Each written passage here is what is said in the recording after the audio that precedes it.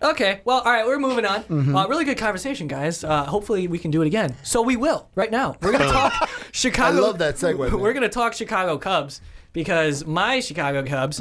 Whoa. Our Chicago Cubs. Okay, Dave's the only Sox fan. Oh, you're a Sox fan, Dave? I am a Sox fan, but I'll give you some perspective on the losing side. All right, me and Ricky will just take it to town here, I guess. Then, well, right now it's not super fun to be a Chicago Cubs fan because they're currently losers of 4 straight as of June 24th. So the problem what the Cubs are facing right now is lots of injuries, and it's taking a toll on their offense. Yeah. And, man, I don't have any stats in front of me right now.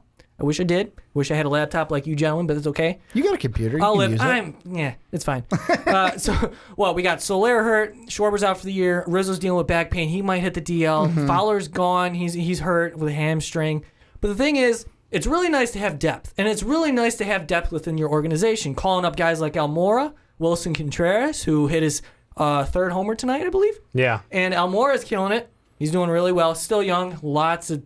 He needs this Cubs farm system has paid dividends he's got to over iron out and his over. game. Yeah, no, and that's the thing too. You look at the guys that they called up. Yeah, they traded for Rizzo, but they had him in his farm system for a couple years before he made his debut. And Javier Baez was a Jim Hendry draft pick, developed in the minor leagues. Albert Almora was a draft pick, developed in the minor leagues. Contreras was drafted as a 3rd baseman, I believe. But he was also a Jim Hendry guy too, right? I believe so, because I think he spent a considerable amount of time. I think he was drafted before 2011 when Epstein took over. So you're right there. And guys, they need to get healthy. But at the same time, it's the end of June. They still got an 8.5, 9-game lead in the division. I think we're like, whenever I turn on any sports radio here in Chicago and they talk Cubs and they take callers, I'm kind of surprised. Like, I'm not surprised because you listen to the wrong station. That's the thing. Yeah, it doesn't help. Even the score too. The one time I listened, there was some panic from the fans. Where I get the panic. We're Cub fans, and we're used to Murphy's law of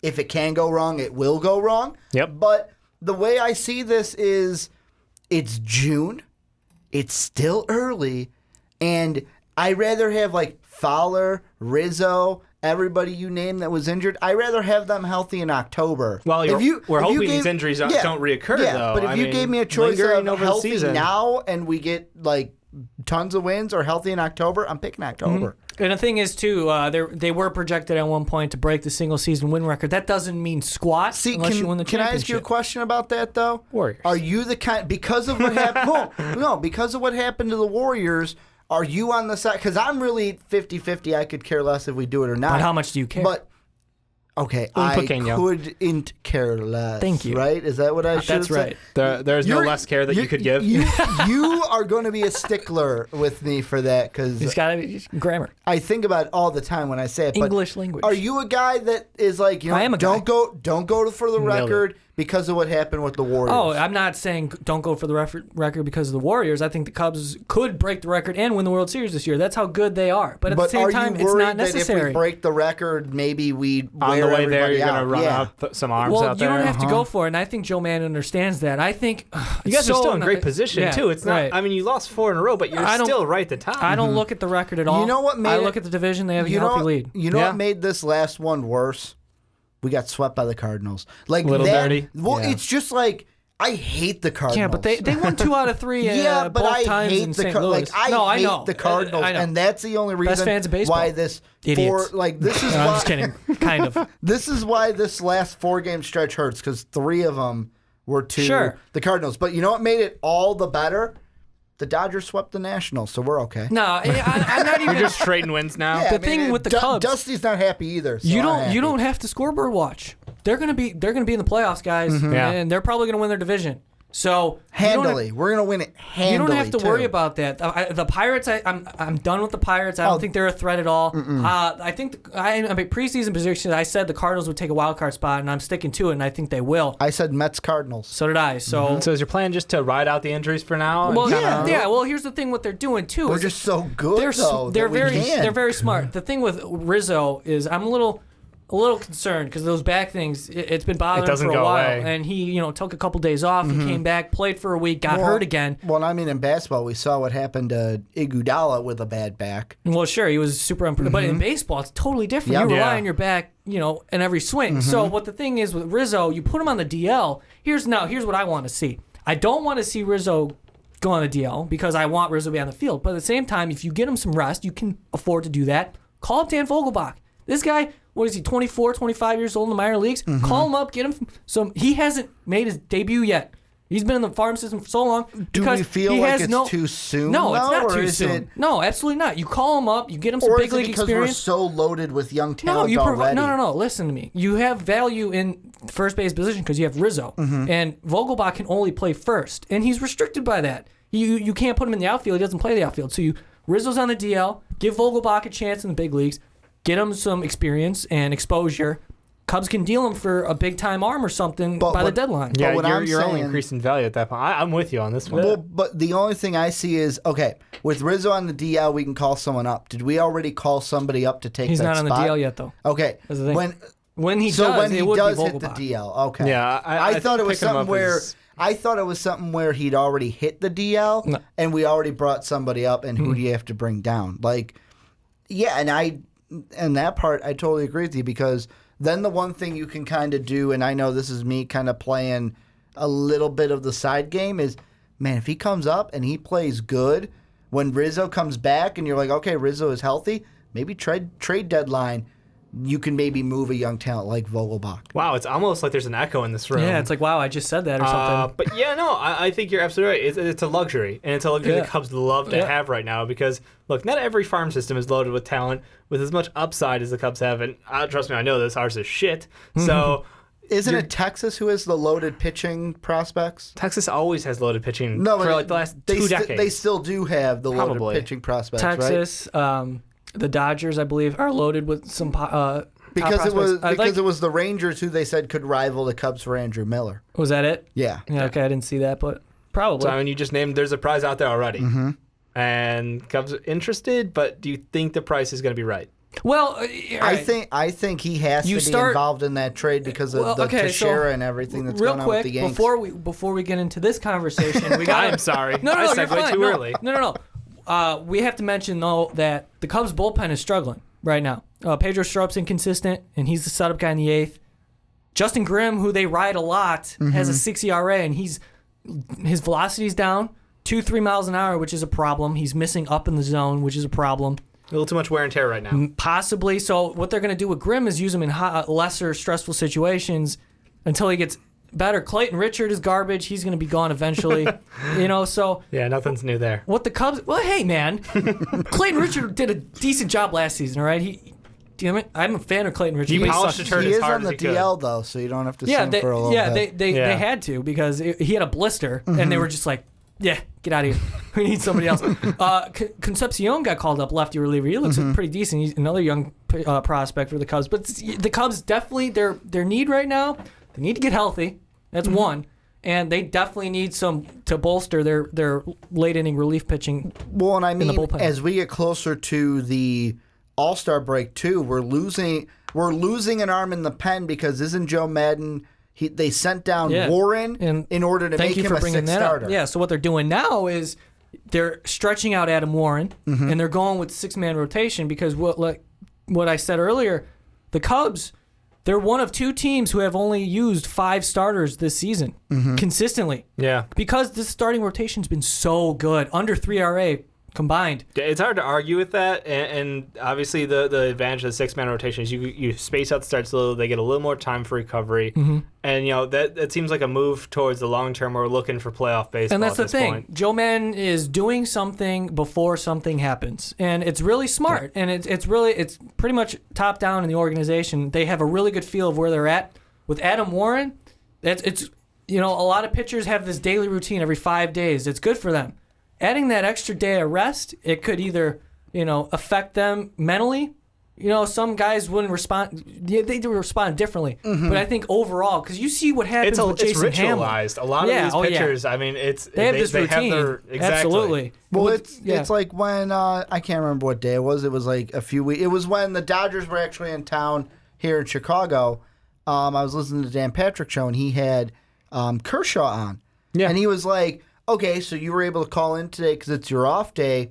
Usually, like, what goes on when you're in a city? He was more about, like, do you ever get to go around? He's like, yeah, well, today's kind of an off day for me. Went to the ballpark, did some stretching, did some long tossing. Now I'm just around Chicago with my family. But they have stuff like each and every day. This is what I do. This is what I do. This is what I do. This is what I eat here. This is what I eat for dinner here. Oh, yeah. So the thing is with the whole Adam Warren move is you look at Jason Hamill. And when the Cubs had Jason Hamill, after July, maybe even the beginning, mid-July, he starts breaking down. And this was documented. It's obvious that Jason Hamill, his production drops big time in the second half. And it was such, oh my God, Addison Russell for Hamill and Samardzija to thank you, and Billy McKinney, thank you, Oakland. I'll always thank you for that. But the thing is, that preserves Hamill. And John Lackey, he's like 37, 38 now. So he's up there. He's old. You're right. He's 37. So that'll just help him. And with John Lester, Jake Arrieta, and Jake Arrieta's declining. We're seeing. Well, there was no way he could keep that pace. Obviously not. That was ludicrous. That's I mean, that's one Pedro of the best Martinez stuff. It's right there with us. It Say is. it's one of the best stretches from pitching we've ever seen. Yes, absolutely. So I think this is ultimately a really good move. But at the same time, I'm going to go back to it. They're going to have to make a move this deadline for pitching, whether it's late inning or starting. So we'll see what happens. What do you think, Ricky? I think Miller's the prize. And where do you start with him? like, I think Soler Where is does the involved. bidding start? Well, I mean, it's. I think they match up well with the Yankees. I would like to get rid of Soler only because the problems that he's had in Chicago. Maybe it's just okay. Change of scenery. You can go, and we sent Castro over there, so I mean, you could just change of scenery in New York. However, I feel like, do I want to get rid of Vogelbach? No, because I mean, to me in my head, I kind of think of. I know it's far down the line, but there are some sources that are like saying, "Hey, man, we could predict that maybe Chris Bryant's not in a Cub uniform when he gets to the end of his contract." Yeah, 2021. I mean, that's far down the line. You're not going to keep Vogelbach, who's 24, 25 in the minors that long. I'm thinking it's one of those things where, do we want to get rid of Vogelbach? Is he a thing? That's the piece that the Yankees are going to want because they have an aging to share at first. The question is, they're using Mike Davis right now. Ike Davis. He's their first baseman. I guess my question is, if Vogelbach comes up and doesn't perform well, though, do you run that risk of souring that trade? No, I think Vogelbach he has value, regardless of how he does in the major leagues. I think with the Yankees, like I said, they match up very well with the Yankees. They'll get a power hitting outfielder, Jorge Soler. Now, he's got some injury concerns, and that's obvious. And you add in a Vogelbach, you're going to have to add in maybe like a Billy McKinney, Gleyber Torres. Okay. I wouldn't like Gleyber Torres to be traded because he is another top shortstop in the system. Right. But Ian Happ possibly. Do we have to hoard those middle infielders? Yes. though? Yes, you do. Because they can play everywhere. They can do everything. Look at Baez. He's the best defensive throw him player. in left field. Let's see how he does. You could do that. I know he Absolutely. can. That's the Chris sarcasm. Bryant. The thing is with Chris Bryant, he's an example too. He could play anywhere on the diamond. That's so valuable. Except Javier maybe, Baez. I don't know if I'd put him in center. Why? He speed? He played very well in center when he had games started there. What are you talking about? I'm just saying that's the one outfield position where I'd rather They have don't need him in cover. center, but he could do it if they asked him to. And that's the thing. That's the thing with the Cubs. They're loaded with depth. They can all play versatile positions. And with, you got Ben Zobrist as your lockdown second baseman. Javier Baez plays short, third, second if need be. And it's just such a nice position to be in. And I think they have the luxury to deal a guy like Vogelbach. You're not going to just let him rot in the minors. I think what the Cubs are doing, and they're smart, and we're going to wrap up this conversation now because we've been rattling. I feel bad for Vogelbach because he's basically blocked by the Riz. Well, yeah, and that's the thing. I think the Cubs are waiting so they can get the most they can for his talent because he's the top, one of the better first basemen in the minor leagues. So do it. Push the button. Start with Soler, and what, Andrew Miller has 2 or 3 years left?